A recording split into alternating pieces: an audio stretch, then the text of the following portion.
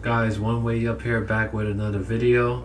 And in this video I'll be talking about how I got fired from my job. This was during the year of 2017, so this is the second time I got fired. I got fired a total of 3 times in 2017.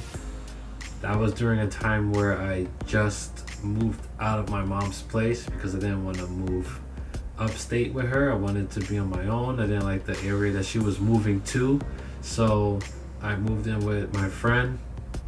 He already had a place. His mom was the landlord, and it was a good setup. I got to stay in New York City, where I love to be. It's easier for me to get around, so I decided to move in with him. And I really had no direction with my life during that time, so I was just trying to get by and try to figure out what I wanted to do. So this is the second job I got fired from, and the funny thing is about this is this company ended up hiring me again the following year. I don't know if they keep records of previous employees, but it's kind of funny how they ended up hiring me again the following year, and I ended up quitting about a month after I started working. So that company that I'm talking about is Consumer Value Services, also known as CVS. So to start things off, the location should have been a dead giveaway as to why I probably shouldn't have even applied for that job in the first place. I mean, I live in Queens. The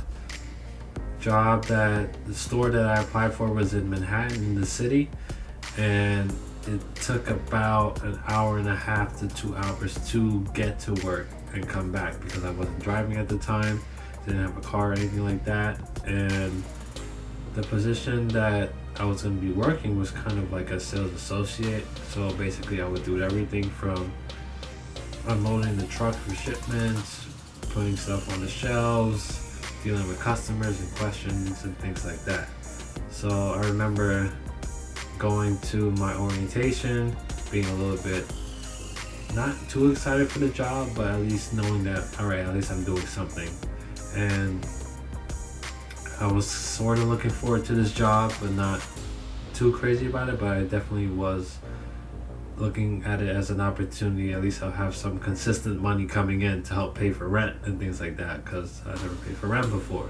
So my first day on the job, I have a talk with the manager. I actually met with the manager before when I handed in my application, but then I just had to meet with him again just to refresh things and for him to give me a more detailed explanation of what I would be doing and what my job would entail. So for that day or that night, because I was going to be working the night shift, which should have been an even more dead giveaway, because you know how trains or public transportation works in New York City. They don't run as frequently at night, and the trains that I had to take to get back home, I remember waiting a crazy long time. But anyway, before I get into that, I had to help unload stacks and stacks of crates or totes, which is what they put products into. And then we would stack these crates up, line them on the sidewalk or onto these dollies that we would roll into the store and put onto the shelves.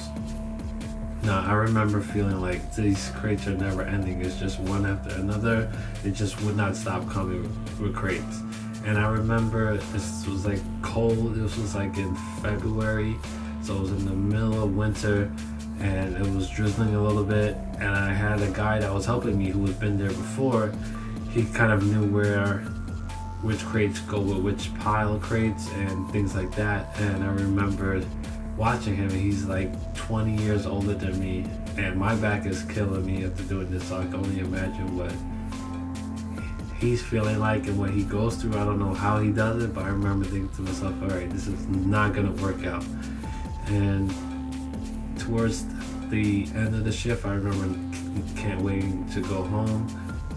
I was just putting products up on random shelves. I didn't even care at that point. It's like that job made me realize that I absolutely hate manual labor. Like, there's no way I'm gonna take a manual labor job ever again. So I remember going home. I remember it taking forever to get home because I basically left at like 1 2 a.m. because this is a 24-hour store. And I remember going home that day and thinking, damn, what am I gonna do? Like, I cannot stand this job. And the following day, I was not scheduled to work, but the day after, the following day, I was scheduled to come in. So I think it was like a Tuesday, and I was scheduled to work on a Thursday. And I remember checking my emails because I started applying for acting jobs on the side, which is something my brother was doing. And I ended up getting a role to be in a basketball commercial for a Google phone that they were going to promote. And I remember in the email the pay was like $1,500 for 8 hours of my time. And when I looked at how much I was getting paid per hour working at CVS, I was making about like $7 after taxes and everything per hour. I mean, it's like $10.50 was the minimum wage at the time, but after taxes and everything, that's what I really look like when it comes to my payment. I don't look at the hourly rate, I look at how much you're getting after taxes. And that's barely enough for me to afford a full meal. And I remember adding up how much I made that shift. I remember thinking to myself, all right, what I made and how I felt definitely was not worth it. And then when I thought about this commercial and how it was on the same day I had to go back into work, and I thought about how much more I was going to make doing this commercial as opposed to working, breaking my back, busting my ass for $7 an hour after tax. I remember thinking, all right, this is absolutely not going to work. I called the manager. I said, I'm not going to be able to come in like shift. And then he was mad. I could hear it on his phone, and his voice on the phone. And then he was like, are you really gonna do this? And I was like, yeah. And he was like, all right, if you don't come in, I'm gonna fire you. And then I remember saying, all right, that is what it is. And then he hung up the phone on me. And that was one of the best decisions I've ever made, because I have not regretted a single moment of that following day when I was doing that commercial. And I was like, all right, I made up my mind 100% that I'm never doing manual labor jobs ever again. So yeah, that's basically my story of how I got fired the second time. Alright guys, thank you for watching. I have more videos coming, and just stay tuned.